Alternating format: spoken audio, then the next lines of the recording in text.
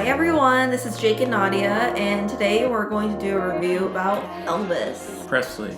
Presley. It's the movie of the year. I don't know if I'd call it the movie of the year, but it was really good. Critics are calling it the movie of the year. And by critics, we mean us. Let's get the non-spoiler section of the review. Let's talk non-spoilers because we want you to not be spoiled about the life of a very famous person who died in many years ago. Hey! Spoilers, Elvis is dead. Oh my god. He died on the toilet, sorry.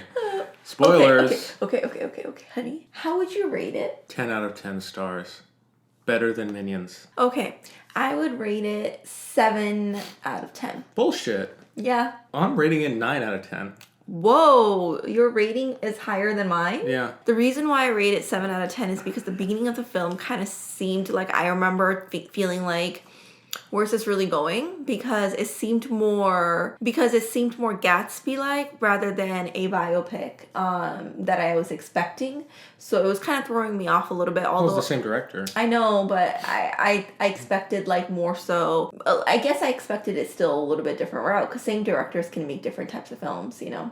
Not Baz Luhrmann. Have you seen any of his movies? They are all the same style. It reminded me of Gatsby. But I do think that once it started getting into like Elvis's music career where he, right before he was drafted to the army, then it started getting really good. I felt like Austin Butler's acting as Elvis was phenomenal.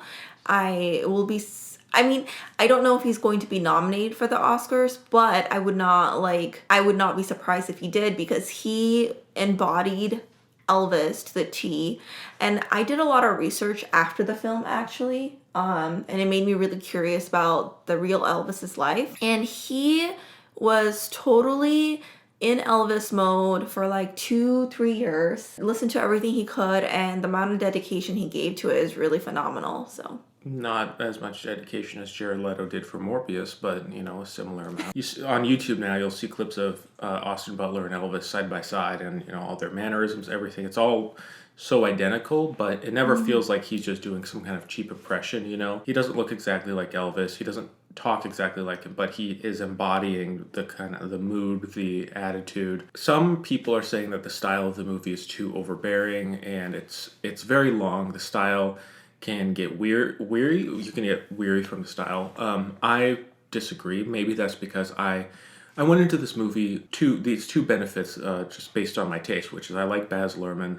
I love The Great Gatsby. I love his over-the-top style. I think that it doesn't really get tiring for me because I think so much of mainstream big budget movies are so just like stylistically dull and dead and boring. The camera never moves. There's no cool transitions. It's just, all directed by a committee, and then seeing a movie like this that is clearly so idiosyncratic and strange and energy that's just kind of like frantic. It's so wonderful. And I think that maybe a criticism of The Great Gatsby is that style doesn't necessarily fit that movie perfectly. And I think a lot of people said that. I think it works, but a lot of people are like, this is not what the style we expected for The Great Gatsby. For Elvis's life, which was just like fast, out of control, this style works perfectly, I thought. You and I disagree. It captures the essence of his life, the movement, just like the sheer momentum, just like, he died when he was, 44?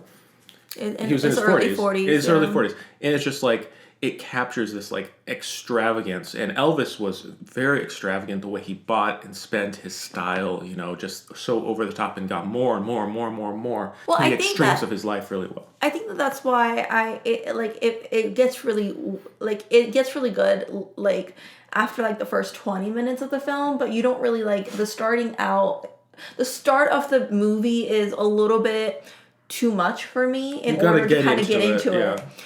So it's kind of like it shocks you rather than like reels you in slowly. So I felt like that could have been done better. It's just like, buckle up, motherfuckers. We're doing a Baz Luhrmann movie. Yep. And also the beginning, it starts with, it's a frame story because it's Colonel Tom Parker, Elvis's manager, talking about his life. So we're all seeing it through his eyes on his deathbed. So we kind of get this frame of, okay, who is this guy? Why do we care about Tom Hanks and all this prosthetics? But once we get into Elvis's life, then we kind of hit the familiar beats and get into the momentum. I think that's really good to point out, is that you're going to see Elvis. It gets more real towards the end, but majority of the film, you're seeing it from the perspective of the Colonel, Tom Hanks' character. And then you can see there's some parts of it that you're not seeing it through his character. You're seeing it through like reality of Elvis at certain points. What I love about this movie, and I don't know if this is universal all around, but I've been noticing it seems like, well, the older crowds are going to see Elvis, people who maybe grew up on his music or, just love Elvis and have loved Elvis for a long time. And they're seeing this movie and they're coming out satisfied because it delivers all that they want to see. They're seeing great performance. Elvis's music is all throughout this movie. Sure, there's like weird elements that maybe aren't totally what an older crowd would expect, but that's what brings in the younger crowd, and the younger crowd loves Austin Butler. They love, this kind of like frenzied filmmaking, which I personally think is interesting and unique, and I think that it's kind of a great thing. And yesterday we were in an antique store. They have some like vinyls, and as I was looking through them, like a girl who's like maybe 13 or 14 walked through and saw an old Elvis vinyl and went, "Oh my God, Elvis!" And it was like Elvis was like alive, and he just released a new album, and it was just really funny because I think that this movie is like reviving a lot of interest in Elvis's career in music. And one thing I especially love about this movie, while this movie is definitely about Elvis's life and his career and his relationship to Tom Parker, I think more than anything is about the music, how he made his music, and the influences of his music, and really captured the artistic development from one era to the next. I thought they put a lot of emphasis on that, on the way the music developed, so that we really just got an understanding of like an artist's process and how they develop and grow and change and get their influences from. It really did just a wonderful job of explaining what was unique about the music, what made Elvis special, and kind of updating it and putting it into a new perspective of like, this is what made Elvis really unique for the time. Well, I want to say a little bit more about that aspect because I don't necessarily agree 100% with that, but I feel like I would have to spoil a little bit of the film. All right, so let's get into spoilers. Okay. Elvis dies on the toilet. They don't show that, by the way. They don't show that.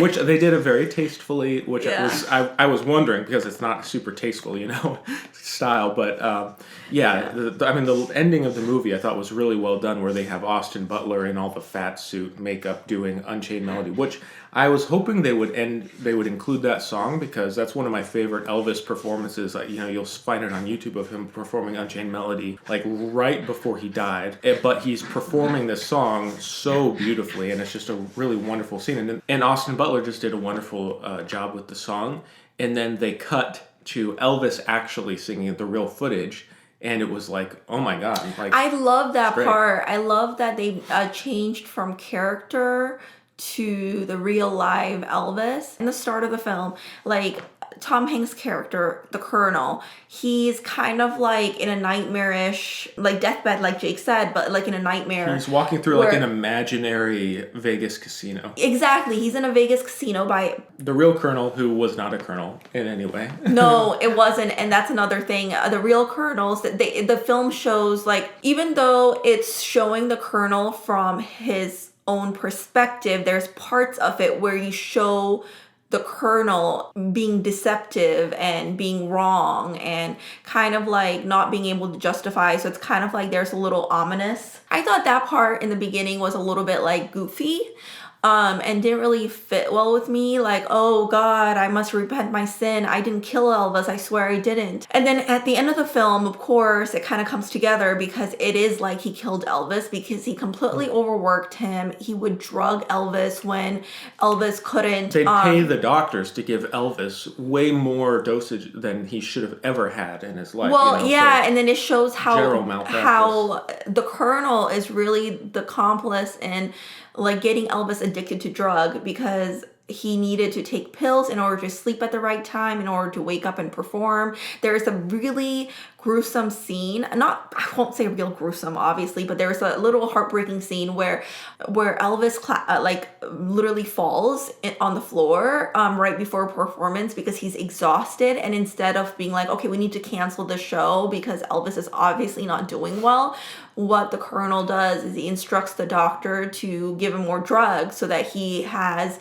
the energy to perform.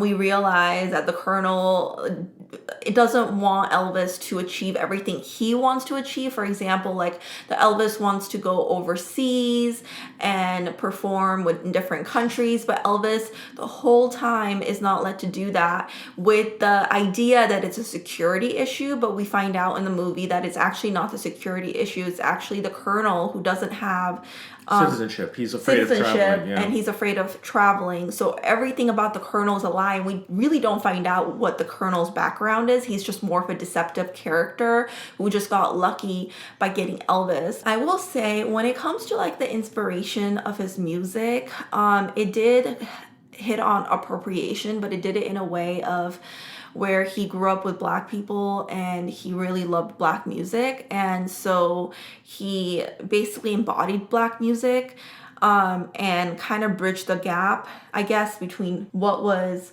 appropriate for white people to sing and what was discriminated for Black people and known as Black music. It wasn't that, this is when I disagreed when you talked about like Elvis being unique. I think the whole idea that I got from the film is that Elvis wasn't unique. He was, except for the fact that he was singing Black music as a white person.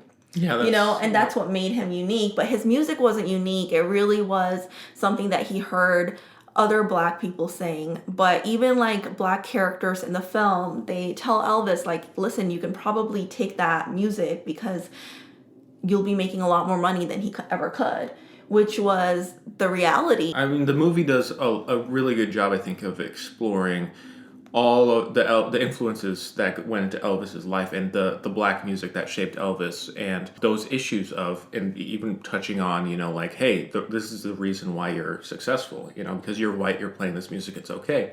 And even the fact that he was white at times was too much. The fact that he was playing Black music at all, and I mean, it's supposed to be controversial that he's like wiggling on stage and it's like over sexualized or whatever, which apparently was a problem, you know. And however, it seemed like the bigger problem was that he was playing Black music in general, and as a white person, and people did not like that, and you know, there's always this effort to try to like clean up his act, as they said, or try to make him family friendly, which is like, you know, and his mom is like, how is he not family friendly? You know, he's just playing music. Yeah. Well, I think that there's a little bit of difference. Like, it showed like the older people being appalled, but the younger generation at the time, like, really loving it. And it was the battle between the older generation at the time versus new crowd really wanting it. And I thought that was funny when he would like just dance and he would just wiggle his legs, and then like, well, the way the girls would just be like falling and then passing out and like screaming uncontrollably. It's really hilarious. I love that part of the film. That's parts when I'm like, I'm really glad Baz Luhrmann is doing this, because he's like doing all these quick zooms into like Elvis's crotch while this is happening, and then cutting away to women going, oh, it's like they're having sex right there, and it's just so over the top, but it's like trying to really emphasize like, wow, like this was really extreme for its time, which, you know, for us today it seems super tame and mild, but you know, just the way they were able to put us in that time period was really interesting. Yeah, and I also loved how they portrayed his relationship with Priscilla. I did, however, do research, like I stated earlier, about Elvis, and I realized that Priscilla was 14 years old while Elvis was 24 years old, and it's pretty gross. They say that they didn't really do anything intimate until like she was much older, but it's still kind of like weird. But of course the movie glossed over that because it's not something you want to really root for, I think. But I really liked how it showed how Priscilla really was in Elvis's corner. But I do think, like, I do wonder, again, researching him after the film, how much justice it really gave to the other woman in his life. I completely understand why Priscilla is the only person who they showed as a love interest. They had a really deep, profound love. They were married. She was the only person he ever married. They had one child together, Lisa Marie Presley. It doesn't really make sense for the movie to go into multiple interests because that's not really the theme of the film. Elvis was engaged to another woman called Ginger at the end, before he died. And she was the one who actually discovered his body. Mm-hmm. So, apparently this movie did quite well at the box office. I think it came out when Top Gun did, and I think it was overperforming, they were saying.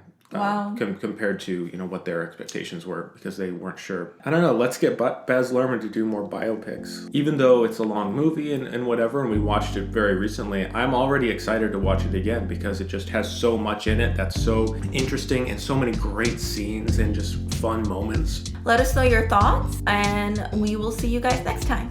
Yeah, thanks for watching. Thank you for watching. Bye. Bye.